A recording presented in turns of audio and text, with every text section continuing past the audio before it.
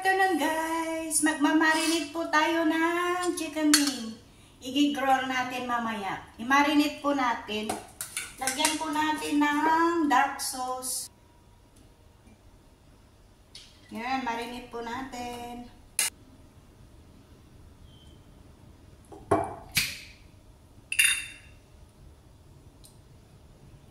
Lagyan po natin ng honey. Black pepper.